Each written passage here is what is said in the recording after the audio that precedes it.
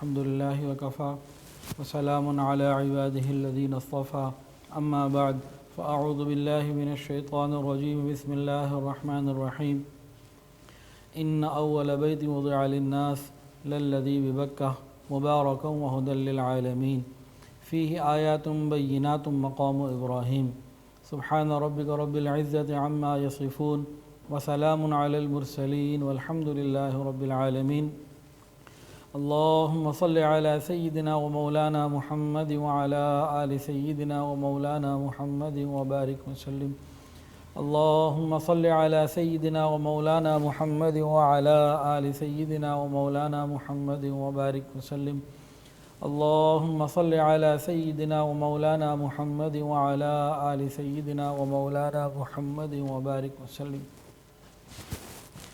سیرت طیبہ کے اوپر جو بیانات کا سلسلہ ہے الحمدللہ آج اس کی یہ چوتھی نشست ہے۔ اللہ رب العزت اس سلسلے کو ہمارے لیے نجات کا اور مغفرت کا ذریعہ بنائے اور قیامت کے دن رسول اللہ صلی اللہ علیہ وسلم کی شفاعت کا اور جنت میں نبی علیہ الصلوۃ والسلام کی معیت کا جو ہے نا اس کو ذریعہ بنائے۔ سب سے پہلی دو قسطوں میں سیرت کے مطالعے کی تعلیم کی اہمیت اور ضرورت پہ غور و فکر کیا گیا اور اس کی بات بتائی گئی۔ تیسرے بیان میں جو گزشتہ بیان تھا اس میں بیت اللہ شریف کی تعمیر کے بارے میں اور حضرت اسماعیل علیہ السلام اور ابراہیم علیہ السلام اور ہاجرہ کا یہاں آنا اس کے بارے میں کچھ تفصیلات جو ہیں وہ بتائی گئیں۔ آج ہم یہاں سے آگے چلیں گے اور نبی علیہ الصلوۃ والسلام کا حسب نسب جو ہے حضرت اسماعیل علیہ السلام سے جو نیچے آگے چلتا ہے نبی علیہ الصلوۃ والسلام تک، ان کے بارے میں بات ہوگی۔ امید ہے کہ اگلی نشست میں انشاءاللہ نبی علیہ الصلوۃ والسلام کی ولادت کا تذکرہ امید ہے آ جائے گا، لیکن ابھی ہم وہاں نہیں پہنچے، ابھی راستے میں کچھ سفر باقی ہے۔ بہت ساری وجوہات ہیں اس کی۔ ایک وجہ تو یہ ہے کہ ہمارے پاس حضور پاک صلی اللہ علیہ وسلم کا مبارک نسب موجود اور کسی نبی کے پاس اتنی تفصیلات ان کی امتوں کے پاس موجود نہیں۔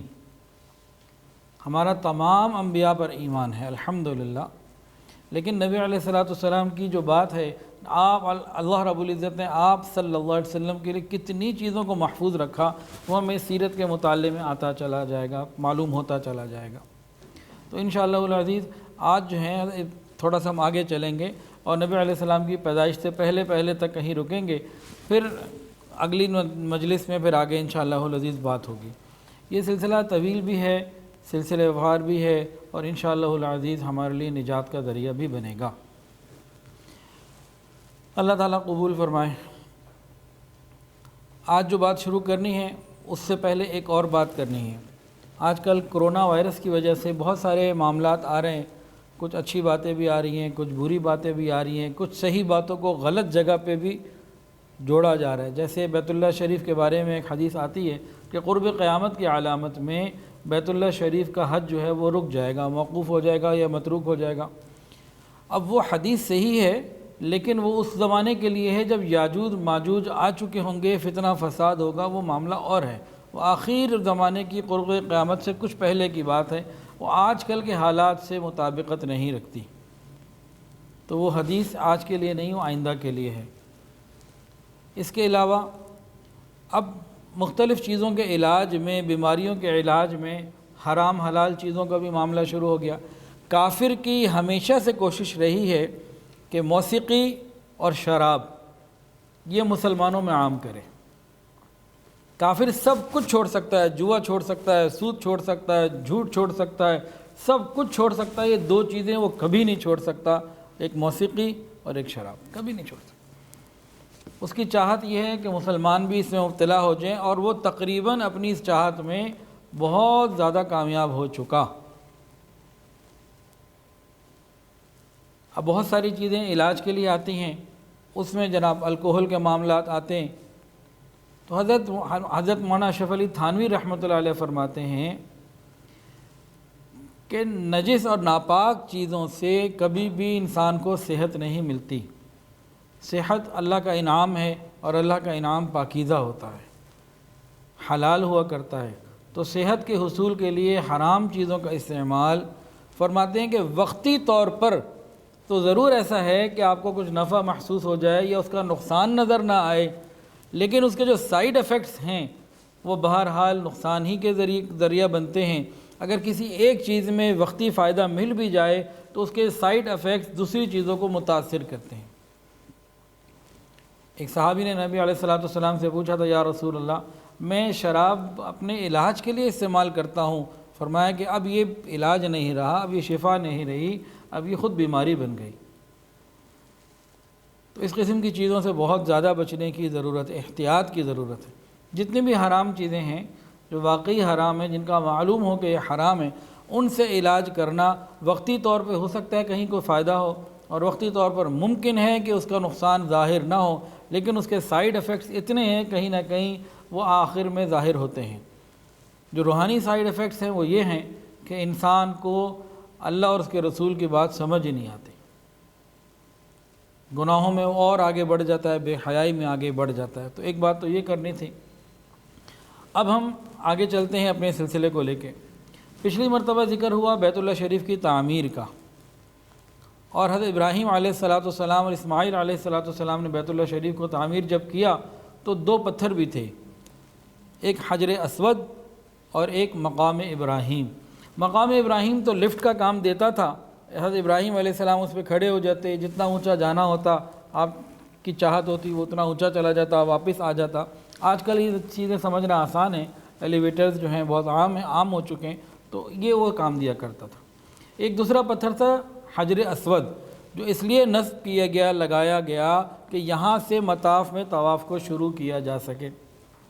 مقام ابراہیم کے بارے میں چند باتیں ہم دیکھ لیتے ہیں کہ اس کی ایک فضیلت تو یہ ہے، جو سب سے بڑا شرف ہے، اس کو قرآن مجید میں اللہ فرماتے ہیں وَاتَّخِذُوا مِن مَّقَامِ إِبْرَاهِيمَ مُصَلًّى، یہ نماز پڑھنے کی جگہ اللہ نے اس کو قرآن میں قرار دیا۔ سیدنا عمر فاروق رضی اللہ تعالیٰ عنہ فرماتے ہیں کہ اللہ رب العزت نے میری اس بات کو قبول کیا اور میری اس خواہش کو پورا کیا کہ میں نے نبی علیہ السلام سے یہ عرض کیا، یا رسول اللہ، کیا ہی اچھا ہو کہ مقام ابراہیم کو مصلی بنا لیا جائے۔ تو سیدنا عمر فاروق رضی اللہ عنہ کے دل میں یہ بات آئی اور اللہ رب العزت نے اس کے بعد قرآن مجید اتارا۔ تو ایک تو اس کی یہ فضیلت ہے۔ دوسرا ایک حدیث کے اندر آتا ہے کہ حجر اسود اور مقام ابراہیم یہ جنت کے یاقوتوں میں سے ایک یاقوت ہیں، جنت کے قیمتی پتھروں میں سے پتھر ہیں۔ ایک حدیث کے اندر آتا ہے کہ اللہ تعالیٰ نے اگر ان کی چمک اور نورانیت کو ختم نہ کیا ہوتا تو مشرق اور مغرب کے درمیان سارا جو عالم ہے، ساری دنیا روشن ہو جاتی۔ پھر مقام ابراہیم کی تیسری فضیلت یہ ہے کہ یہ قبولیت دعا کا مقام ہے، یہاں جو انسان دعا مانگتا ہے قبول ہوتی ہے۔ پھر اللہ رب العزت نے اس کو واضح نشانی قرار دیا، فرمایا فیہ آیات بینات مقام ابراہیم، یہ اللہ تعالیٰ کی نشانیوں میں سے ہے۔ اس کے اندر ابراہیم علیہ السلام کے قدموں کے نشان بھی ہیں۔ پتھر کے اندر اتنے واضح نشان کا پیدا ہو جانا، یہ اللہ کی قدرت۔ ایک صحابی ہیں جہم ابن حذیفہ، یہ نبی علیہ السلام کی اعلان نبوت سے پہلے جو قریش مکہ نے تعمیر کی تھی بیت اللہ شریف کی، اس میں بھی شریک تھے، اور بہت بعد میں حضرت عبداللہ ابن زبیر رضی اللہ تعالیٰ عنہما نے جو بیت اللہ شریف کی تعمیر کی تھی اس میں بھی شریک تھے۔ ان کا فرمانا یہ ہے کہ مقام ابراہیم میں جو نقش پا ہیں، جو حضرت ابراہیم علیہ السلام کے پاؤں کے نشان ہیں، وہ رسول اللہ صلی اللہ علیہ وسلم کے مبارک پاؤں سے بہت زیادہ ملتے جلتے ہیں۔ اور بخاری شریف کی روایت ہے، نبی علیہ السلام نے فرمایا کہ میں حضرت ابراہیم علیہ السلام کی اولادوں میں سے سب سے زیادہ حضرت ابراہیم علیہ السلام سے مشابہت رکھتا ہوں۔ تو یہ مشابہت بھی نبی علیہ السلام کو میرے اللہ نے عطا فرمائی۔ اس کے علاوہ اس مبارک پتھر کا تحفظ، اس کا باقی رہنا، یہ خود ایک عجیب جو ہے نا، یہ آپ سمجھ لیجئے کہ معجزہ سمجھ لیجئے، کرامت سمجھ لیجئے، اس طرح سے مطلب ایک عجیب ایک اس کی شان ہے۔ حضرت ابراہیم علیہ السلام اور نبی علیہ السلام میں تقریباً 4000 سال کا فرق تقریباً، اور ان 4000 سالوں میں اس کی حفاظت کے لیے کوئی خاص انتظام بھی نہیں تھا۔ پھر نبی علیہ السلام سے لے کے آج تک 1440 سال گزر گئے، اب تو کچھ عرصے سے اس کی حفاظت کا انتظام ہے اور وہ ایک قبہ بنا کے اس کے اندر اس کو محفوظ کر دیا گیا ہے، ورنہ پہلے ایسا نہیں تھا۔ ہمارے لاہور کے ایک بزرگ حضرت مولانا احمد علی لاہوری رحمۃ اللہ علیہ، وہ جب بیت اللہ شریف گئے تو مقام ابراہیم میں انہوں نے آب زمزم ڈال کر، اس پتھر میں آب زمزم ڈال کر وہ پیا، اور لوگ ہاتھ لگا لیا کرتے تھے۔ تو اس کی حفاظت کا کوئی ظاہری نسب، کوئی چوکیدار کھڑا ہے یا حکومت کی طرف سے نظم، ایسا کچھ نہ تھا، یہ قدرت کے محفوظ ہاتھوں میں محفوظ تھا۔ کہتے ہیں نا جسے خدا رکھے اسے کون چکے، تو اللہ نے اس کی حفاظت فرمائی۔ کتنے ہی سیلاب، بڑے بڑے سیلاب آئے، بڑے بڑے حادثے ہوئے، یہ محفوظ رہا۔ حضرت عمر فاروق رضی اللہ تعالیٰ عنہ کے زمانے میں یہ ایسا سیلاب آیا کہ یہ بہہ کے نکل گیا، پھر جب پانی اترا، جگہ خشک ہوئی تو پھر تلاش سے یہ مل گیا۔ حضرت عمر فاروق رضی اللہ تعالیٰ عنہ نے اپنے مبارک ہاتھوں سے پھر اس کو دوبارہ اس جگہ پہ نصب کیا جہاں وہ لگا ہوا تھا۔ اس کے علاوہ تاریخ میں آتا ہے کہ اہل کتاب میں سے ایک شخص، اس کا نام تھا جریج، یہودی تھا یا عیسائی، اس نے کسی طریقے سے آ کر بیت اللہ شریف میں مقام ابراہیم کو چوری کر لیا، اس پتھر کو۔ اب چھپا کے لے جانے لگا، اس کی خواہش یہ تھی کہ روم کے بادشاہ کو جا کے دے تاکہ وہاں سے انعام و اکرام پائے اور اس کو کچھ مال ملے، عزت ملے۔ جیسے ہی قریش کو پتہ لگا، اہل مکہ کو پتہ لگا، جیسے ہی اہل مکہ کو پتہ لگا کہ مقام ابراہیم جو ہے وہ غائب ہو چکا، تو فوری طور پر اس کی تلاش پورے مکہ میں شروع کی گئی اور جریج کے پاس سے مل گیا، وہ حاصل کر کے جریج کے قتل کر دیا گیا اس جرم کی پاداش میں۔ یہ مقام ابراہیم کی تاریخ ہے۔ اس کے علاوہ ایک اور بہت ہی عجیب و غریب بات بتا دوں کہ رہنے دوں؟ چلیں جی بتا دیتے ہیں جی۔ قریش مکہ 360 بت تو انہوں نے بیت اللہ میں رکھے تھے، جن کو رسول اللہ صلی اللہ علیہ وسلم نے توڑا تھا۔ یہ تو پتھر کے بھی خدا بناتے تھے، لکڑی کے بھی خدا بناتے تھے، سفر میں جاتے تو آٹے کا خدا بنا لیتے۔ ایک دفعہ ایک قریش کا بندہ کہیں سفر پہ جا رہا تھا تو سفر میں جاتے ہوئے بت رکھ لیا کرتے تھے۔ اب اللہ کی شان بھول گیا اس دن بت رکھنا۔ اب چلتے چلتے اس کو اپنے خدا کی یاد آئی، بیگ کھولا تو خدا نہیں ملا۔ اب کیا کروں؟ آٹا تھا، اسی آٹے کا خدا بنا لیا، اسی آٹے کو پوجنا شروع کر دیا۔ اب تھوڑا اور وقت گزرا، سفر بھی تھا، اس کو بھوک لگی، اب اپنا جو سامان تھا دیکھا تو اس میں آٹے کا تو خدا بن گیا تھا اور باقی کھانے پینے کی چیز اور تھی کوئی نہیں۔ اب کیا کروں؟ بھوک زیادہ ستائی، اپنے خدا کو ہی کھا گیا۔ تو ایسے معاشرے میں جہاں جھوٹے خدا تھے، جہاں پہ لکڑی کے خدا، پتھر کے خدا، چھوٹے خدا، موٹے خدا، سارے کے سارے جھوٹے خدا، اس معاشرے کے اندر ان دونوں پتھروں کو اللہ تعالیٰ نے بت بننے سے محفوظ رکھا، عبادت ان کی نہیں ہوئی۔ قریش مکہ نے ہر طرح کی تعظیم کر لی پتھروں کی، لیکن اللہ رب العزت نے حجر اسود کو اور حضرت ابراہیم علیہ السلام کے اس مقام ابراہیم والے پتھر کو ہر طرح کی عبادت سے محفوظ رکھا۔ ہاں، اس کی تعظیم ہمیشہ سے تھی، ان کے دلوں میں بھی تھی، آج ہمارے دلوں میں الحمدللہ ہے، لیکن اس کی عبادت انہوں نے نہیں کی، اس کو خدا نہیں بنایا۔ آپ سمجھ گئے نا جی پوائنٹ؟ تو بہت ہی مقام، یعنی کہ بہت ہی بہترین یہ فضیلت والی چیز ہے، جنت سے آئی ہوئی چیز ہے۔ اب ہم لوگ جو مقام ابراہیم پر جاتے ہیں، آج تو بند ہے، اللہ تعالیٰ کھول دے اس کو امت کے لیے، ہمارے ہی گناہوں کے سبب سے بند ہے۔ ہمارے وہ گناہ کیا ہیں؟ ہمارے گناہ یہ ہیں کہ کرونا وائرس تو ایک عذاب الہی کا سبب بن کر آ رہا ہے، اصل میں ہماری ناقدری ہے۔ وہ گناہ کیا ہیں؟ جملہ یاد رکھیے گا کہ جب مسلمان عبادت کر سکتے ہوں، کوئی روک ٹوک نہ ہو، تب یہ اللہ تعالیٰ کی عبادت نہ کریں، اللہ تعالیٰ وہ حالات لے آتے ہیں کہ چاہیں بھی تو نہیں کر سکتے۔ ہم نے بیت اللہ کی ناقدری خوب کی، مواجہ شریف کی ناقدری خوب کی، قرآن و حدیث اور دینی مدارس کی ناقدری ہم نے خوب کی ہے۔ ہمیں توبہ کی ضرورت ہے اور اس طرف ہم نہیں آ رہے۔ ہماری عقل ہی بدل گئی، سوچ ہی بدل گئی۔ پہلے زمانوں میں اگر یہ کرونا وائرس آج سے 100 سال پہلے آیا ہوتا تو ہم لوگ کیا کرتے؟ ہمارے دادا پردادا کیا کرتے؟ آج سے 60 سال پہلے آیا ہوتا وہ کیا کرتے؟ خود سوچیں، اور ہم کیا کر رہے ہیں خود سوچیں۔ ہر شخص فکر کرے، غور کرے۔ تو ضرورت ہے توبہ اور استغفار کی، جدھر ہم جا نہیں رہے۔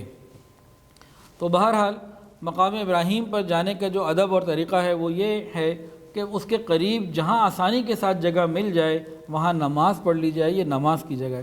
اس کو ہاتھ لگانا، اس کو چومنا، یہ سب چیزیں منع ہیں، باقاعدہ صحابہ نے بھی اس سے منع کیا تھا۔ تو ہمیں چاہیے کہ ہم اس سے احتیاط ہی رکھیں۔ اللہ تعالی ہماری حفاظت فرمائے اور ہمیں صحیح سمجھ عطا فرمائے۔ تو یہ مقام ابراہیم کی فضیلت کے بارے میں بات ہو گئی۔ اب اگلی بات نبی علیہ الصلوۃ والسلام کی شان کے بارے میں کرنی ہے۔ حضرت مولانا اشرف علی تھانوی رحمۃ اللہ نے ایک کتاب لکھی ہے نشر الطیب۔ حضرت مولانا اشرف علی تھانوی رحمۃ اللہ نے کتاب لکھی ہے نشر الطیب، یہ اس کتاب کا نام ہے، اور فرماتے ہیں کہ یہ کتاب جب شروع کی تھی اس زمانے میں ان کے علاقے میں، ان کا علاقہ تھانہ بھون چھوڑ دے، دائیں بائیں ہر طرف طاعون اور وبائی امراض تھے۔ کہتے ہیں کہ جتنے دنوں میں اس کا کام کرتا رہا، ہمارے علاقے میں طاعون اور اس قسم کی کوئی وبا نہیں آئی اور ہمیں کوئی پریشانی نہیں ہوئی۔ وہ فرماتے ہیں کہ اس کی وجہ نبی کریم صلی اللہ علیہ وسلم پر درود و سلام، آپ کی حمد و تعریف بیان کرنا اور اس کتاب کی تالیف تھی۔ اور اپنے اس میں تفصیلات میں یہ بھی لکھتے ہیں کہ علماء امت کا ہمیشہ سے یہ سلسلہ رہا کہ جب بھی کوئی طاعون، زلزلہ، پریشانی، تشویش اور حالات تکلیف کے آتے تو وہ بخاری شریف کا ختم کرتے، نبی علیہ الصلوۃ والسلام کی تعریف، نعت اور مدح بیان کرتے۔ اسی طرح لکھتے ہیں کہ حصن حسین جو دعاؤں کی کتاب ہے اس کی تالیف، اور ایک قصیدہ جو ہے اس قصیدہ بردہ شریف کی تالیف ہی یہی ہے کہ صاحب قصیدہ کو فالج کا مرض ہو گیا اور بڑے علاج کیے، کوئی علاج کارگر نہ ہوا، کوئی دوائی نہ ٹھہری، کوئی طبیب، کوئی ڈاکٹر، کوئی بھی معاملہ نہ بنا۔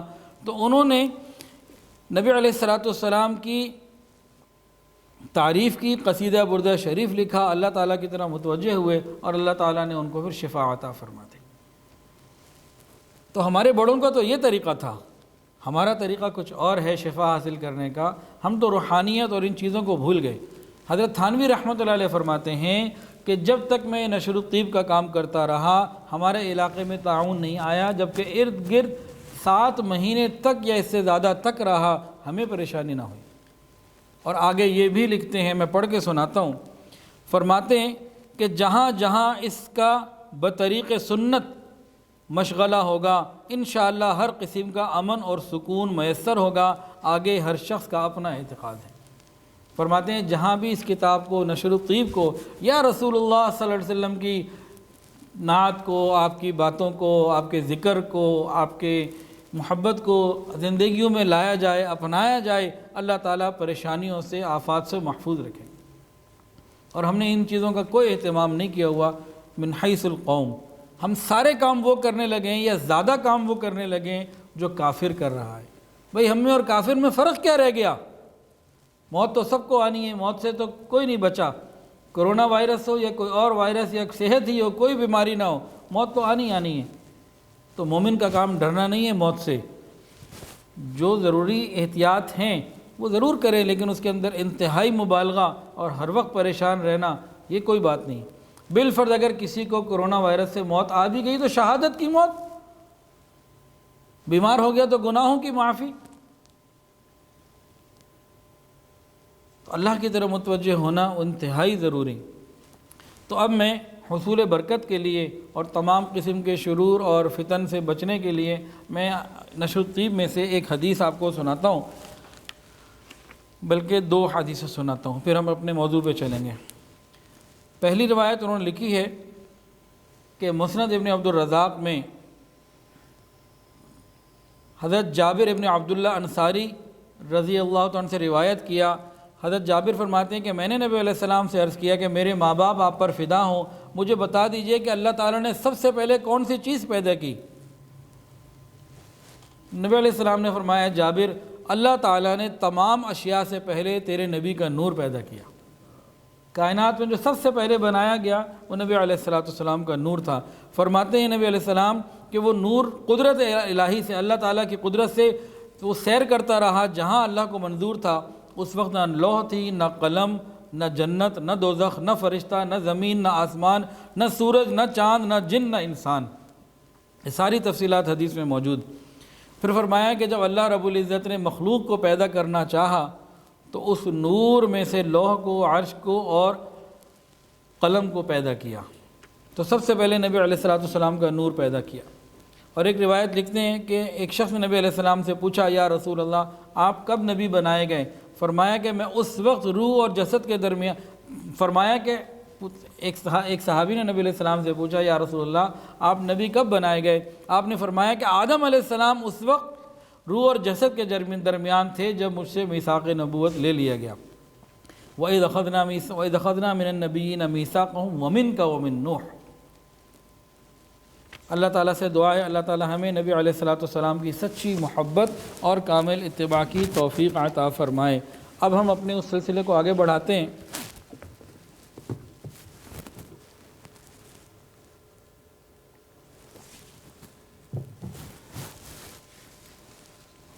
حضرت ابراہیم علیہ السلام جب تعمیر پوری کر چکے تو تعمیر کرنے کے بعد انہوں نے اللہ سے مانگا، کیا مانگا؟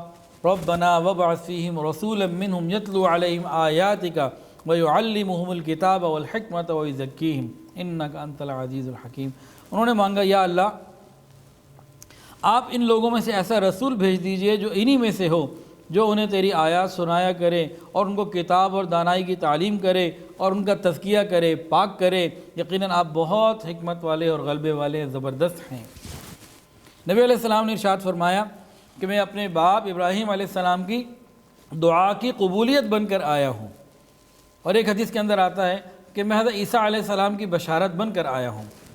حضرت عیسیٰ علیہ السلام کو بھی قرآن مجید میں ذکر ہے بشارت کے دینے کا، وَمُبَشِّرٌ بِرَسُولٍ يَأْتِي مِن بَعْدِ اسْمُهُ احمد۔ حضرت عیسیٰ علیہ السلام نے حضرت عیسیٰ علیہ السلام کی بشارت بن کر آیا ہوں، اور حضرت ابراہیم علیہ السلام کی دعا کی قبولیت بن کے آیا ہوں۔ ابراہیم علیہ السلام نے جب گھر بنا دیا تو دعا مانگی، کیا مانگا؟ یا اللہ مسجد تو بنا دی، اب امام بھیج دیجئے۔ اللہ مدرسہ تو بنا دیا، اللہ دین سکھانے والے کو بھیج دیجئے۔ اللہ تیرا گھر تو بنا دیا، اب رات کی تنہائیوں میں مناجات کرنے والے کو بھیج دیجئے۔ یا یوں کہہ لیجئے جب گھر بن گیا اللہ تعالیٰ نے پوچھا، ابراہیم مانگو کیا مانگتے ہو؟ ابراہیم علیہ السلام نے عرض کیا، یا اللہ میں تجھ سے دنیا کا مال و منال نہیں مانگتا، میں تجھ سے دنیا کا فضل و کمال نہیں مانگتا، اے اللہ میں تجھ سے وہی مانگتا ہوں جو تیری بادشاہت میں بھی ایک ہی ہے، تیری شہنشاہی میں بھی ایک ہی ہے، تیرے خزانوں میں بھی ایک ہی ہے۔ ابراہیم کیا مانگنا چاہتے ہو؟ یا اللہ میں آپ سے دنیا کا مال و منال نہیں مانگتا، میں آپ سے آمنہ کا لال مانگتا ہوں۔ ربنا وابعث فیہم رسولا منہم یتلو علیہم آیاتک۔ ابراہیم علیہ السلام نے یہ دعا مانگی، اللہ رب العزت نے اس دعا کو قبول کیا۔ پھر آگے اس کے جو اسباب بنے وہ کیا بنے کہ ابراہیم علیہ السلام وہاں ٹھہرے اور اسماعیل علیہ السلام وہاں ٹھہرے اپنی والدہ کے ساتھ۔ یہ جب بڑے ہو گئے تو ان کی شادی قبیلہ جرہم میں ہو گئی۔ اماں ہاجر، پچھلی دفعہ آپ نے سنا ہے کہ اماں ہاجرہ کے پاس کچھ لوگ آئے، انہوں نے کہا اس پانی سے ہم بھی فائدہ حاصل کریں۔ انہوں نے کہا ٹھیک ہے، پانی ہمارا، ملکیت ہماری، استعمال تم کر لو۔ وہ قبیلہ آ گیا، آباد ہو گیا، رہنے لگا۔ اس کے بعد اسماعیل علیہ السلام کی شادی ہوئی، اسی قبیلے بنو جرہم، وہ آپ کے سسرال والے بنے، ماموں بھی تھے وہ اور آپ کے سسرال والے بھی تھے۔ اللہ کی شان، جو یہ رشتہ داریاں بن گئی تو ان کی اولادوں کے ماموں بن گئے، اسماعیل علیہ السلام کی بنو اسماعیل کے۔ اچھا، حضرت ابراہیم علیہ السلام کبھی کبھی آتے تھے یہاں۔ ایک مرتبہ آئے نا تو حضرت اسماعیل علیہ السلام گھر پہ موجود نہیں تھے، گھر میں آئے تو ان کی بہو تھی، اسماعیل علیہ السلام کی بیوی، سلام دعا ہوئی، انہوں نے اندر بٹھایا، پوچھا اسماعیل کہاں ہیں؟ تو اسماعیل علیہ السلام کی بیوی نے کہا کہ بھئی وہ تو گئے ہوئے ہیں شکار کے لیے، آئیں گے۔ تو انہوں نے کہا بھی میرے پاس تو اتنا وقت نہیں ہے کہ میں ان کا انتظار کر سکوں، مجھے تو جانا ہے، جتنا حکم ملا ہے، جتنا وقت ملا ہے بس اتنا ہی میں لے کر آیا ہوں، مجھے تو جانا ہے۔ پھر ابراہیم علیہ السلام نے اپنی ہی بہو سے پوچھا، بہو پہچانتی نہیں تھی آپ کو، پوچھا کہ کیا حال چال ہے، کیسی گزر بسر ہو رہی ہے؟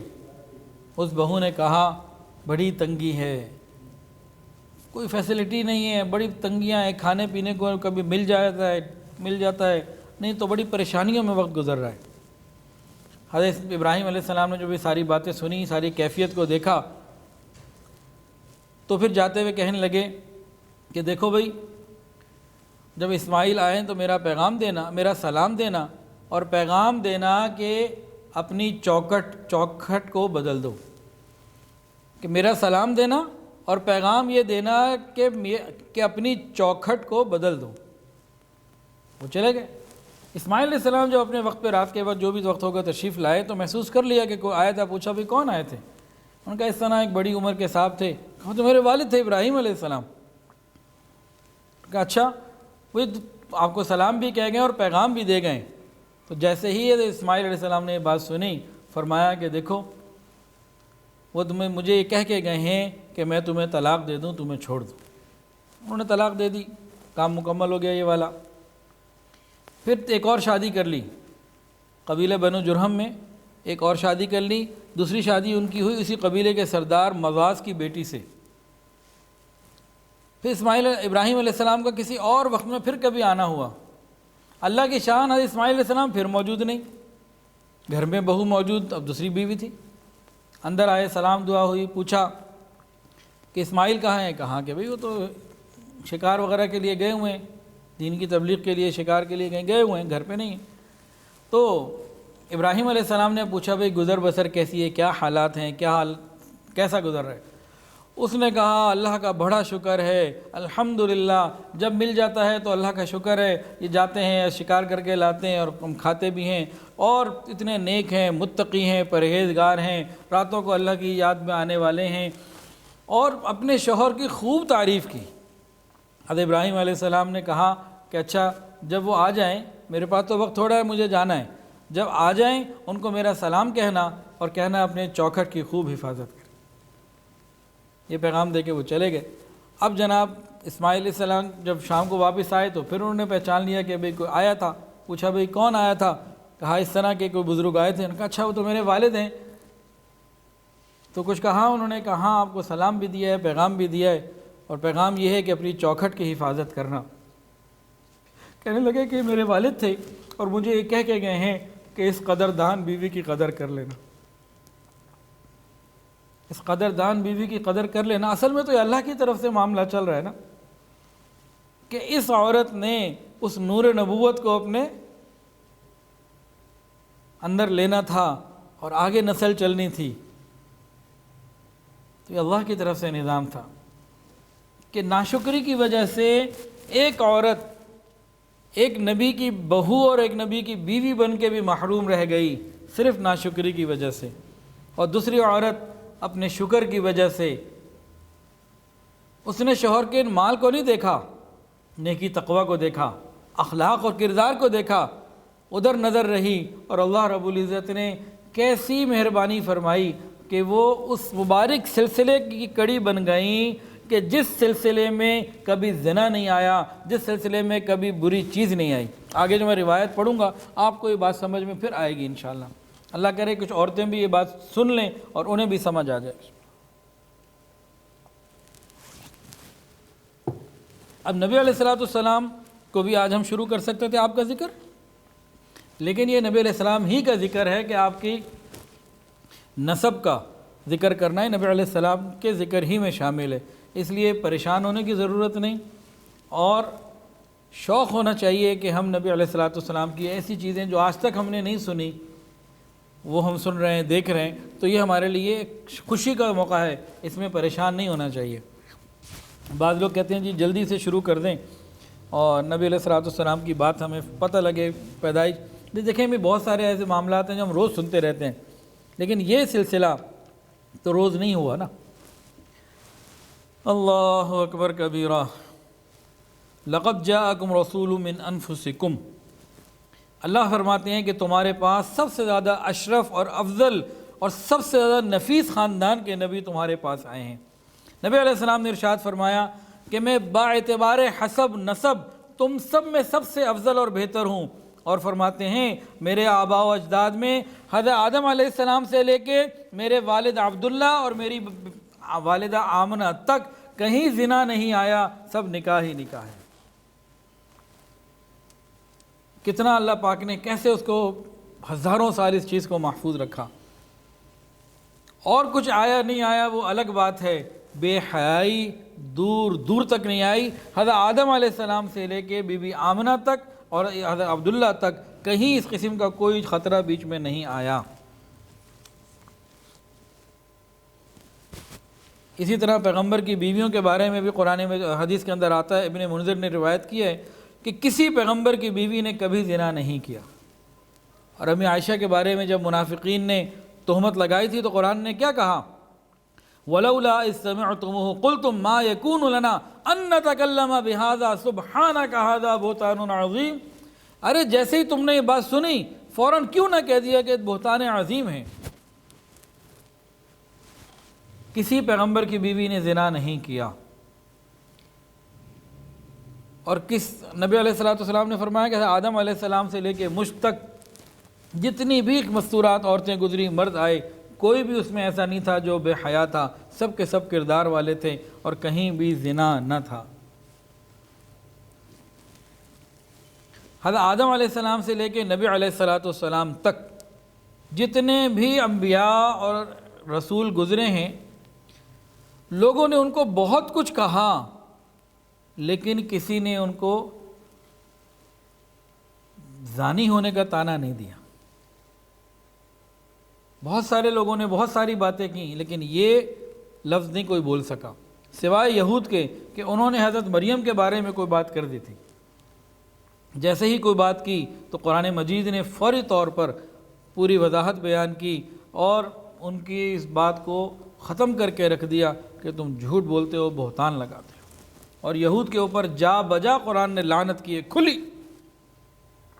کہ انہوں نے ایسا جرم کیا۔ اور بھی بہت سارے جرم تھے، یہ بھی بہت بڑا جرم تھا کہ ایک نبی کی والدہ کو بہتان لگانا۔ اور آج ہمارے معاشرے کے اندر یہ جرم بہت ہو رہا ہے، ایک دوسرے کے اوپر بہتان لگانا اور بے حیائی کے بہتان لگانا اتنا بڑھ گیا ہے، اتنا بڑھ گیا ہے، الامان والحفیظ۔ آخرت کی تباہی ہو جاتی ہے ان لوگوں کے لیے جو کسی پاک دامن کے اوپر اس طرح کا بہتان لگاتے ہیں۔ قیصر روم ابو سفیان جب نبی علیہ السلام جب قیصر روم کے پاس گئے تو قیصر روم نے بھی پوچھا تھا، نجاشی کے پاس ایک مرتبہ ابو سفیان کا جانا ہوا رضی اللہ تعالیٰ عنہ، بعد میں تو مسلمان ہو گئے تھے۔ تو نجاشی نے پوچھا کہ وہ نسب میں کیسے والے ہیں؟ تو ابو سفیان جو سو مسلمان نہیں ہوئے تھے تو انہوں نے جواب دیا کہ حسب، نسب اور خاندانی شرافت میں ان سے بڑھ کر کوئی نہیں۔ قیصر روم نے کہا کہ یہ بھی نبی ہونے کی ایک علامت ہے کہ پیغمبر ہمیشہ شریف خاندان سے ہی ہوتے ہیں۔ اب حضور پاک صلی اللہ علیہ وسلم کا حسب نسب ہم تھوڑا سا پڑھیں گے۔ عدنان تک نبی علیہ السلام نے بھی وہیں تک پڑھا، اس سے آگے آپ نے نہیں پڑھا۔ سیدنا و مولانا محمد ابن عبداللہ ابن عبداللہ ابن عبد المطلب ابن ہاشم ابن عبد مناف ابن قصی ابن کلاب ابن مرہ ابن کعب ابن لوی ابن غالب ابن فہر ابن مالک ابن نضر ابن کنانہ ابن خزیمہ ابن مدرکہ ابن الیاس ابن مضر ابن نزار ابن معد ابن عدنان۔ یہاں تک تو وہ حسب نسب ہے جو خود نبی علیہ السلام نے نقل فرمایا۔ جب بھی نبی علیہ السلام اپنا حسب بتاتے یہیں تک بتاتے۔ تاہم امام بخاری رحمۃ اللہ علیہ نے یہاں تک تو بخاری شریف میں لکھا ہے، لیکن اپنی جامع میں اپنی تاریخ میں امام بخاری نے جو تاریخ کی کتاب لکھی اس میں اسے حضرت ابراہیم علیہ السلام تک بھی نسب کو لکھا۔ بہرحال یہ والد کی طرف سے تھا، اور والدہ کی طرف سے جو سلسلہ نسب ہے وہ یہ ہے محمد ابن آمنہ بنت وہب ابن عبد مناف ابن زہرہ ابن کلاب ابن مرہ۔ کلاب پر جا کر یہ دونوں مل جاتے ہیں اور پیچھے پھر آگے ایک ہی ہیں، یعنی نبی علیہ السلام کے والد سے اور والدہ سے یہ چند پیچھے پشتوں کے بعد جا کے ایک ہو جاتے ہیں اور پیچھے سلسلہ ایک ہی ہے۔ اور ہم کچھ نہ کچھ آباء و اجداد کا ذکر انشاءاللہ کریں گے تو اس میں بھی بہت ساری چیزیں انشاءاللہ ہمیں مزہ ہی دیں گی۔ جس چیز کی نسبت نبی علیہ السلام سے ہو جائے تو وہ خوبصورت ہو جاتی ہے۔ یہی ایک رشتہ میری اوقات بدل دیتا ہے۔ عدنان قیدار بن اسماعیل علیہ السلام کی اولاد میں سے ہم اوپر سے ابھی تک جو حجرہ نسب بیان ہوا وہ معد ابن عدنان تک ہوا۔ اب ہم عدنان سے نیچے آئیں گے اور آتے آتے بھی نبی علیہ السلام تک آئیں گے۔ اب جتنا وقت آج ہوگا باقی یہ سلسلہ آگے چلے گا۔ حدیث کے اندر آتا ہے، حضرت ابن عباس فرماتے ہیں کہ عدنان، معاذ، ربیعہ، خزیمہ، اسدیہ یہ سارے کے سارے ملت ابراہیم پر تھے، اور ایک حدیث میں آتا ہے کہ مضر اور ربیعہ کو برا مت کہو، وہ اسلام پر تھے۔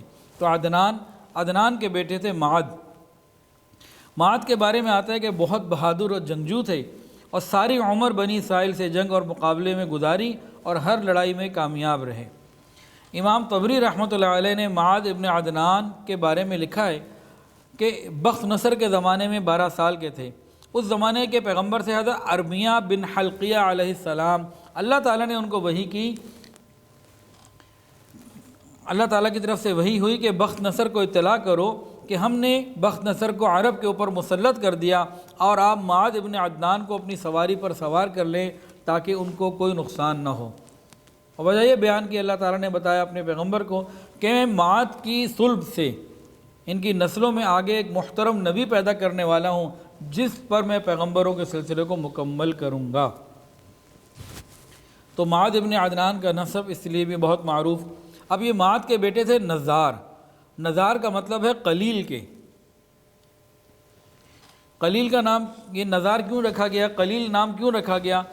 تو اصبہانی رحمۃ اللہ علیہ فرماتے ہیں کہ نزار چونکہ اپنے زمانے کے یکتا تھے، ان کی مثال ہی نہیں ملتی تھی، اس لیے ان کا نام نزار یعنی قلیل رکھ دیا۔ علامہ سہیلی فرماتے ہیں کہ جب نزار پیدا ہوئے تو ان کی پیشانی نور محمدی سے چمک رہی تھی۔ ابھی تو نبی علیہ السلام کے آنے میں بہت عرصہ پڑا تھا، لیکن ان کی پیشانی نور محمدی سے چمک رہی تھی۔ باپ نے جب یہ دیکھا، یعنی معاذ نے جب یہ دیکھا تو بہت خوش ہوئے اور ایک خوب دعوت کی، اور دعوت خوب بڑی پرتکلف، بڑی مزیدار کی، اور کہنے لگے یہ سب کچھ اس مولود کے حق میں تو بڑا قلیل ہے، اس کی شان تو اس سے بھی بڑی ہے، اس لیے نام قلیل رکھا گیا۔ نزار اپنے زمانے کے سب سے زیادہ حسین و جمیل، سب سے زیادہ عاقل اور دانش مند تھے، اور مدینہ منورہ کے قریب ذات الجیش میں ان کی قبر ہے۔ اب نزار کے بیٹے ہیں مضر۔ ان مضر کے معنی ہیں ترش کے، ترشی اور دہی، یہ آپ کو پسند تھی اسی لیے وہ نام آپ کا بن گیا۔ یہ بڑے حکیم اور دانا تھے، مضر جو تھے، نزار کے بیٹے مضر بڑے حکیم تھے، ان کی حکمت کے کافی اقوال ہیں۔ ایک قول یہ ہے، فرماتے ہیں جو شر کو بوئے گا وہ شرمندگی کو کاٹے گا، جو شر کو بوئے گا، جو گناہ کا بیج ڈالے گا وہ شرمندہ ہوگا، جو شر کو بوئے گا وہ شرمندگی کو کاٹے گا، اور بہترین خیر وہ ہے جو جلد ہو، یعنی نیکی کا کام جلدی کر لینا چاہیے۔ اور پتہ کہتے تھے کہ اپنے آپ کو گناہوں سے اور خواہشات نفس سے بچائے رکھو۔ بہت اچھا خوش الحان تھے، زبان بہت اچھی تھی، کوئی بھی چیز پڑھتے تو بہت اچھی پڑھتے تھے۔ چلتے وقت اونٹوں پر حدی پڑھنا انہی کی ایجاد ہے۔ عرب کیونکہ ریگستان تھا، لوگ اونٹوں پہ سفر کرتے تھے، تو اونٹوں کو تیز چلانے کے لیے نا عربی لوگ حدی پڑھتے ہیں۔ جب حدی پڑھتے ہیں تو اونٹ جو ہیں وہ ترنگ میں آ کے اور اپنے اس مزے میں آ کے خوب تیز دوڑتے، سفر جلدی طے ہو جاتا ہے۔ تو وہ ان کی ایجاد تھی، یہ مضر کی ایجاد تھی۔ ان کے بیٹے ہیں الیاس، حضرت الیاس علیہ السلام کے ہم نام۔ بیت اللہ کی طرف حدی بھیجنے کی سنت سب سے پہلے الیاس بن مضر نے ہی جاری کی۔ کہا جاتا ہے کہ الیاس ابن مضر اپنی صلب یعنی پشت سے نبی کریم صلی اللہ علیہ وسلم کا تلبیہ حج سنا کرتے تھے۔ ان کے بیٹے تھے مدرکہ، اور انہوں نے ہر قسم کی عزت اور رفعت کو پایا ہے، بلندیوں کو پایا، اس لیے ان کا نام مدرکہ بن گیا۔ اچھا، ان کے بیٹے تھے خزیمہ۔ حضرت ابن عباس فرماتے ہیں کہ خزیمہ ملت ابراہیمی پر ان کا انتقال ہوا۔ خزیمہ کے بیٹے تھے کنانہ۔ میں عرب کے اندر خزیمہ کے بیٹے تھے کنانہ، عرب میں بڑے جلیل القدر سمجھے جاتے تھے۔ ان کے علم و فضل کی وجہ سے دور دراز سے لوگ مستقل ان کی زیارت کرنے کے لیے آتے تھے، دور دراز سے لوگ۔ ان کے بیٹے تھے مالک، یہ عرب کے بڑے سرداروں میں سے تھے، اور ان کے بیٹے تھے فہر، ان کا نام ہے، بعض لوگوں نے فہر کہا، بعض لوگوں نے قریش کہا۔ تو فہر ابن مالک، قریش ان کا لقب تھا، جو قبیلہ قریش ہے وہ ان کی نسبت سے پھر آگے مشہور ہوا۔ فہر ابن مالک ان کا لقب تھا قریش۔ قریش کیوں؟ قریش کا مطلب کیا ہے؟ کتابوں میں لکھا ہے کہ قریش ایک بحری جانور کا نام ہے جو اپنی قوت کی وجہ سے سب جانوروں پر غالب رہتا ہے، کوئی جانور اس پر غالب آ ہی نہیں سکتا، وہ جسے چاہتا ہے کھا لیتا ہے، کوئی اس کو کھا نہیں سکتا۔ تو بالکل اسی طرح قریش جو تھے پورے عرب کے اندر، وہ جو قبیلہ قریش ہے وہ پورے عرب کے اندر اسی کی مانند تھا کہ تمام قبیلوں میں سب سے بڑا اور قوت والا تھا، اس لیے وہ قریش کہلائے۔ اب یہ فہر ابن مالک جن کا لقب قریش تھا، ان کے بیٹے تھے کعب۔ سب سے پہلے جمعے کے دن جمع ہونے کا طریقہ کعب ابن لوئی نے جاری کیا، کعب نے جاری کیا۔ یہ کہتے تھے کاش میں نبی علیہ السلام کے زمانے میں پیدا ہوتا تو پوری ان کی مدد کرتا، جبکہ قریش ان کی مدد نہیں کریں گے۔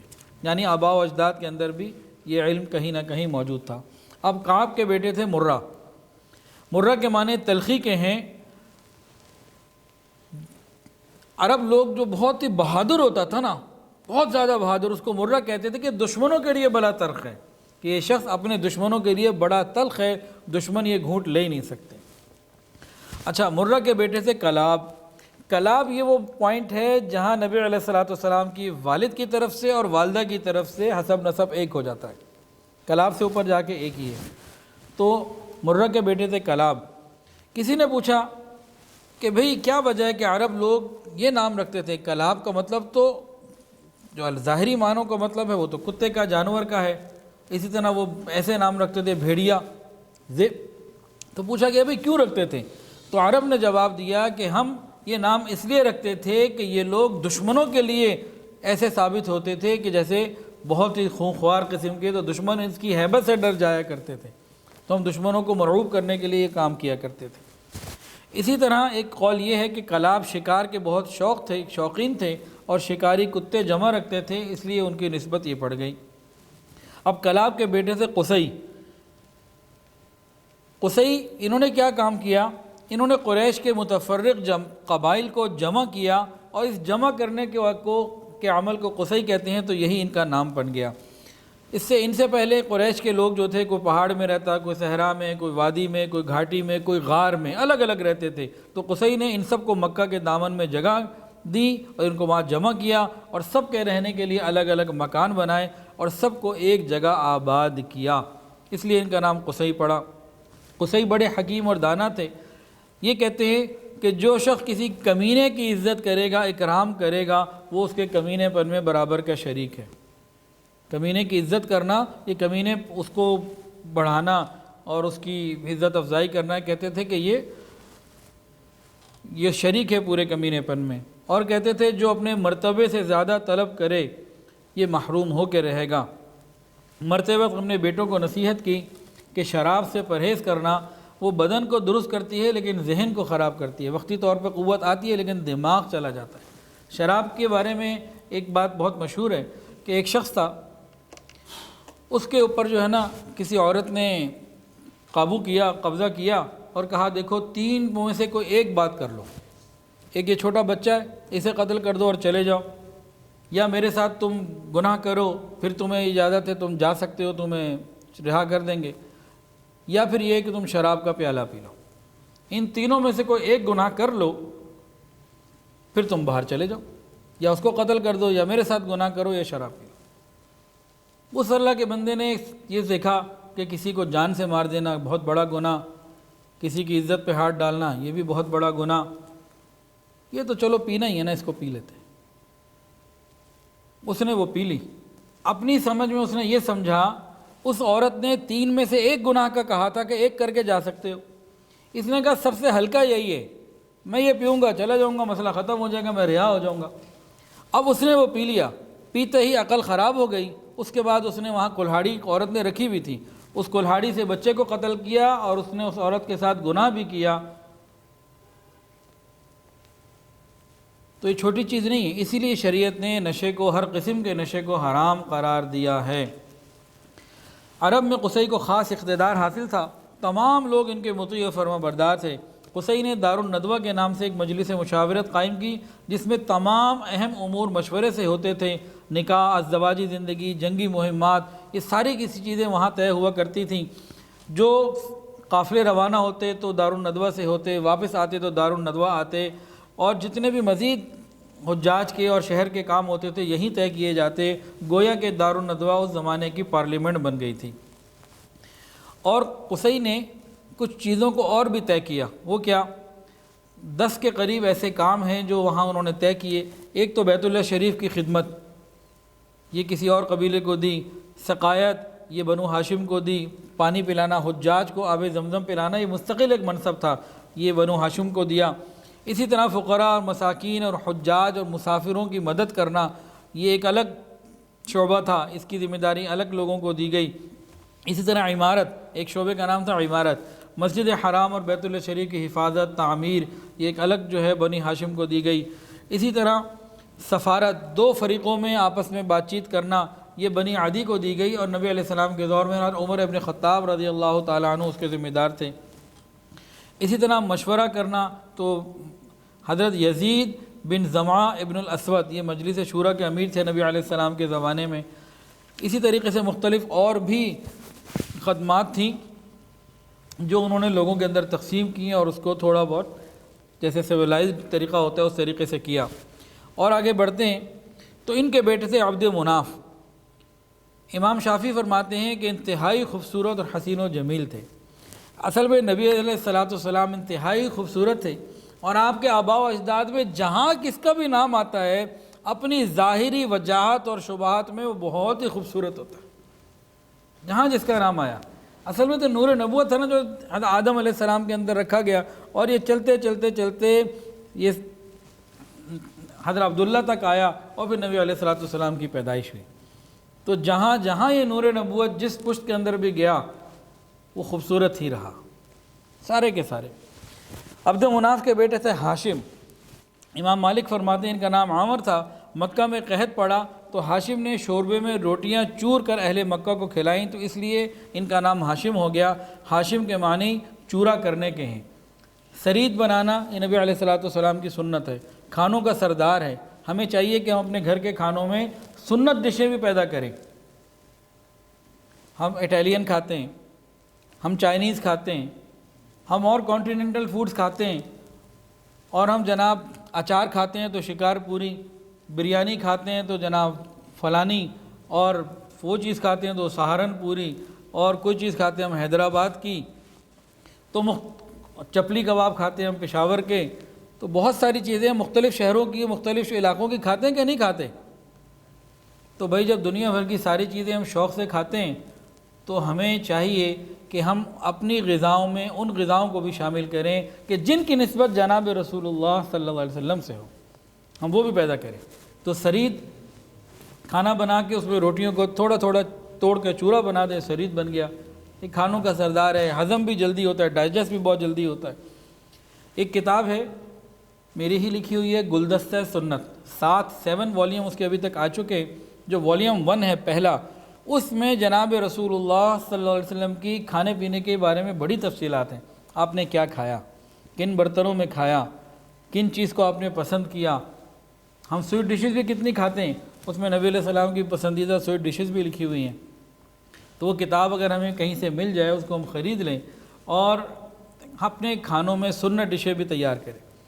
اور کئی میں نے لوگوں کو جو حلقہ احباب میں ہیں، جن کے ہوٹلز ہیں، ریسٹورانٹس ہیں، شادی ہال ہیں، کئیوں کو میں نے کہا ہے، ابھی تک کسی نے عمل کیا کہ نہیں مجھے نہیں معلوم، لیکن آپ لوگوں کی وساطت سے یہ جو میسج ٹی وی ہے، درس قرآن ہے، اور یہ عبدالسلام میڈیا، سارے بیٹھے میڈیا والے، عوام کے اوپر تو پابندی ہے، اب پتہ نہیں کوئی دیکھ رہا ہے کہ نہیں دیکھ رہا، ہمیں تو معلوم نہیں۔ تو آپ لوگوں کی وساطت سے میں ان لوگوں کو یہ پیغام دینا چاہتا ہوں کہ بھائی اپنا جو آپ مینیو تیار کرتے ہیں، جو آپ اس میں کرتے ہیں کریں، ہم منع نہیں کرتے، لیکن کچھ سنت ڈشیں بھی بنا لیں۔ ایک کارنر یہ بھی بنا دیں کہ یہ وہ غذائیں ہیں جو میرے آقا نے کھائیں تھیں، تو ہم پیشکش تو کر سکتے ہیں نا، یہ بھئی یہ وہ میٹھا ہے جو نبی علیہ السلام نے کھایا تھا۔ کوشش تو ہو سکتی ہے ہم نبی علیہ السلام کی چیزوں کو اور آپ کی باتوں کو آگے لے کر آئیں، تو اس کی کوشش کرنی چاہیے۔ بہرحال ہاشم بہت ہی سخی تھے، اور ایک بار نہیں بہت مرتبہ لوگوں کو کھانا کھلایا، اور آپ کا دسترخوان بہت وسیع تھا، ہر آدمی کے لیے، وہ اجنبی ہوتا، جاننے والے ہوتا، مسافر ہوتا، قریب کا ہوتا، ہر ایک کو جو ہے آپ کھانا کھلاتے۔ اور غریب مسافروں کو آپ اونٹ اپنی طرف سے ہدیہ کیا کرتے تھے۔ آپ نہایت حسین و جمیل تھے، نور نبوت آپ کی پیشانی میں چمکا کرتا تھا۔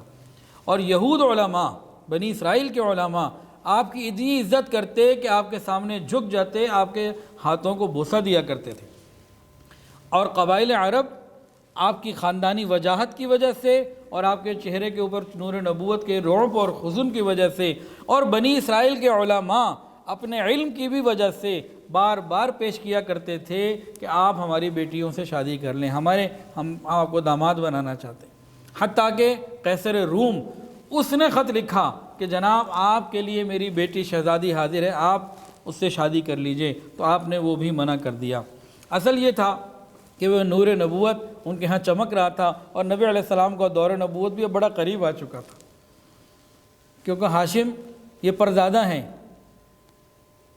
ان کے بیٹے تھے، ان کا نام شیبہ تھا، تو عبد المطلب مشہور ہو گیا، اس کی وجہ بھی بتاتے ہیں۔ تو یہ تو جتنا قریب آتے جا رہے تھے پھر اس کی برکتیں اور زیادہ بڑھتی چلی جا رہی تھیں۔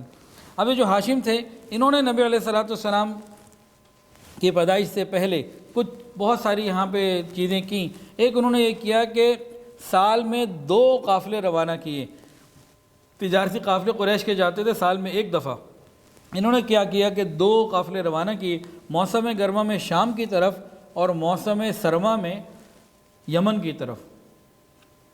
گرمیوں میں شام کی طرف جاتا، وہ علاقہ ٹھنڈا ہوتا تھا، اور سردیوں میں یمن کی طرف قافلہ جایا کرتا تھا، تو یہ انہوں نے طے کیا۔ اچھا، ان کے تعلقات یمن میں بھی تھے، حبشہ میں بھی تھے، شاہ نجاشی ان کی بڑی خدمت کرتا، بڑا خیال کرتا، اور قیصر روم بھی ان کے ساتھ بہت اچھے طریقے سے پیش آتا۔ اور ہاشم نے یمن اور حکومت روم سے قریش کے جو وفود تھے نا، ان کے بارے میں بھی بہت ساری حمایت، حفاظت اور بہت ساری مراعات، فیسلٹیز حاصل کی۔ اور عرب کے جو راستے تھے یہ لٹیرے قسم کے لوگ تھے، کوئی امان نہیں تھا، سب کی اپنی مرضی تھی، اور کوئی روک ٹوک اور پوچھنے والا نہ تھا۔ تو ہاشم نے کیا کیا کہ عرب کے جو اس طرح کے لٹیرے قبائل تھے ان سے کہا کہ دیکھو تمہاری جتنی ضروریات ہیں ہمیں بتاؤ، ہم تمہاری ضروریات کو پورا کرتے ہیں، تم راستے کو امن سے رہنے دو، تمہاری جو ضرورت ہم پوری کرتے ہیں۔ تو انہوں نے بادشاہوں سے بھی مراسم قائم کیا اور ادھر بھی امن قائم کیا، اور قافلے کو بھی 2 مرتبہ روانہ کیا۔ تو قریش کے اندر اور مکہ کے اندر ایک کیفیت امن کی پیدا ہو گئی، جس کو قرآن مجید نے بھی ذکر فرمایا کہ اللہ نے تمہارے لیے انعام بنایا۔ لإيلاف قریش إيلافهم رحلة الشتاء والصيف فليعبدوا رب هذا البيت الذي أطعمهم من جوع وآمنهم من خوف۔ یہ قریش اللہ کی رحمت سے موسم سرما اور گرما کے سفر کے عادی ہو گئے، اس لیے ان کو نعمت کے شکر میں اللہ رب العزت کے اس گھر کی عبادت کرنی چاہیے، اللہ کی عبادت کرنی چاہیے جو اس گھر کا مالک ہے، اور اس نے ان کو بھوک سے کھانے کو دیا اور خوف سے امن دیا۔ ہر قسم کا خوف وہ دور ہو گیا، اور تجارت ڈبل ہو گئی، تو مال زیادہ آنے لگا، ان کو مال بھی ملا، ان کو امن بھی ملا، اور یہ نبی علیہ السلام کے پردادا کی ساری محنتیں تھیں۔ نبی علیہ السلام کے پردادا ہاشم، ان کا عزت، وقار اور اقتدار یہ پورے عرب میں نہیں، عرب کے ارد گرد بھی تھی۔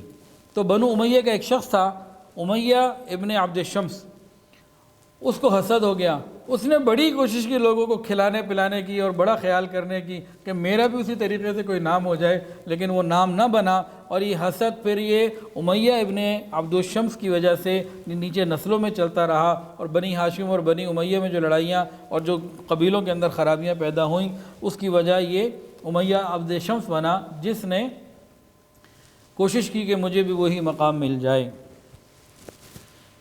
یہ جو ہاشم تھے نا، یہ ایک مرتبہ سفر میں تھے، تو مدینہ طیبہ کی طرف جب یہ آئے تو وہاں ایک خاتون تھی، ان کا نام تھا سلمہ بنت عامر، جو مدینہ طیبہ کے قبیلے بنی نجار سے تھیں، اور وہاں انہوں نے پھر ان سے شادی کی۔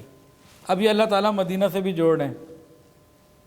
نبی علیہ السلام کے پردادا یہ مدینہ کی طرف آئے رہتے، تو مکہ میں تھے، اس زمانے میں یثرب کہا جاتا تھا، وہاں ان کی شادی ہوئی ایک خاتون سے جن کا نام تھا سلمہ بنت عامر، اور وہیں انہوں نے دعوت بھی کی اور خوشی بھی ہوئی، وہاں یہ چند روز رہے، اور آگے ان کو حمل ٹھہر گیا، جس سے بچہ پیدا ہوا۔ جب بچہ پیدا ہوا تھا تو اس کے بال سفید تھے، سفیدی کی وجہ سے شیبہ رکھ دیا گیا۔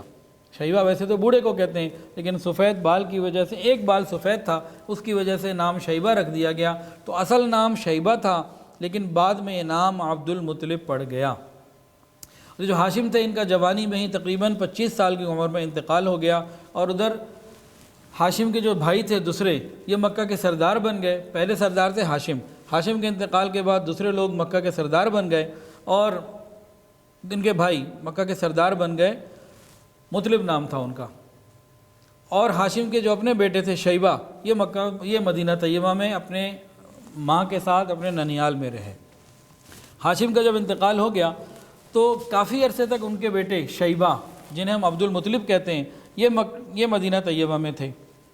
جب ہاشم کے بھائی مطلب کو معلوم ہوا کہ میرا بھتیجا جوان ہو چکا، تو یہ مکہ مکرمہ کی طرف گئے۔ ایک بندہ آیا تھا، کہنے لگا کہ تم یہاں ہو، تمہارا بچہ تو وہاں پہ اس طرح کی زندگی گزار رہا ہے، تم کیسے سردار ہو، تمہیں اپنے بچے کی پرواہ کوئی نہیں۔ انہوں نے بھی قسم کھا لی کہ جب تک میں اپنے بھتیجے کو نہیں لاؤں گا تو میں بھی جو ہے نا وہ پھر چین سے نہیں بیٹھوں گا، اس طرح کی قسم کھائی۔ یہ جناب جو ہے مطلب جو تھے مکہ کے سردار ہاشم کے بھائی، یہ وہاں پہنچے مدینہ طیبہ، تو وہاں دیکھا کہ چند نوجوان ہیں اور وہ گھڑ سواری کر رہے ہیں، تیر اندازی کر رہے ہیں، اس طرح کے مقابلے۔ آج کل کے نوجوان تو بے حیائی کے کاموں میں لگے ہوئے ہیں، تو وہ تیر اندازی کا ایک مقابلہ تھا۔ تو دیکھتے ہیں کہ سب تیر لگا رہے ہیں، لیکن ایک نوجوان ایسا ہے اس میں جو بہت ہی خوبصورت اور ذہین محسوس ہوتا ہے، بہادر، اس کا ہر نشانہ ٹھیک جا کے لگتا ہے، اور وہ اشعار بھی پڑھتا ہے۔ تو اس سے اندازہ ہوا ان کو، اور وہ اشعار بھی تھے کہ میں تو قریش سے ہوں۔ اب مطلب نے ان کی والدہ کو، شیبہ کی والدہ کو، عبد المطلب کی والدہ کو جا کے کہا، اور ان کے لوگوں سے ملے، یعنی ہاشم کے سسرال والوں سے ملے، اور کہا کہ دیکھو یہ بچہ ہمارا ہے، ہم اسے لے کے جائیں گے۔ ماں تو تیار نہ ہوئی، ماں نے کہا ایسا نہیں ہو سکتا، بچہ ہمارے پاس رہے گا، یہ نہیں جا سکتا۔ اب مطلب نے سمجھایا کہ دیکھو اگر یہ تمہارے پاس رہے گا گمنامی کی زندگی گزارے گا، جو آپ لوگوں کی یہاں کی پوزیشن ہے وہی رہے گی۔ ہم مکہ میں سردار ہیں، یہ مکہ میں آئے گا، سردار خاندان کا ہے، سردار کا بیٹا ہے، وہاں اس کو عزت ملے گی، پورے عرب کے اندر اللہ اسے عزتیں دیں گے، تو میرے ساتھ بھیج دو۔ تو ماں تیار نہیں ہوتی تھی، بالآخر فیصلہ چھوڑا گیا شیبہ کے اوپر کہ بھئی جو آپ کا فیصلہ ہو، چچا کے ساتھ جانا ہے چچا کے ساتھ چلے جاؤ، ماں کے پاس رہنا ہے ماں کے پاس رہ جاؤ۔ تو قدرت کو تو یہی منظور تھا کہ وہ مکہ آتے، اور انہوں نے کہا مجھے جانا ہے۔ اب جو مطلب تھے نا، انہوں نے ان کو ساتھ لیا اور اپنے اونٹ پہ آگے بٹھا لیا۔ اس زمانے میں کیا تھا کہ لوگ جو ہے نا غلام خریدا کرتے تھے، مرد بھی اور عورتیں بھی، باندیاں اور غلام سیل پر اس کی خرید و فروخت ہوا کرتی تھی۔ اب مطلب جب مدینہ سے نکلے تو اپنے بھتیجے ہاشم کے بیٹے شیبہ کو اپنے ساتھ اونٹ پہ آگے بٹھا لیا۔